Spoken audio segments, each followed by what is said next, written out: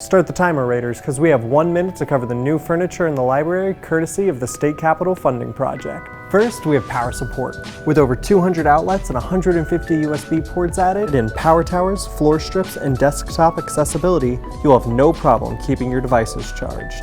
Next in seating, we have 40% more soft seating, including this, and this, perfect for lounging, sitting, sleeping, studying, or just hanging out with all your friends. We also have these weird things, study booths like this and this, 4 sit-stand desks, and 4 bicycle desks to cycle while you study. And there's also 13 bookable study spaces. We also have new whiteboards on wheels, as well as every computer now having dual monitors.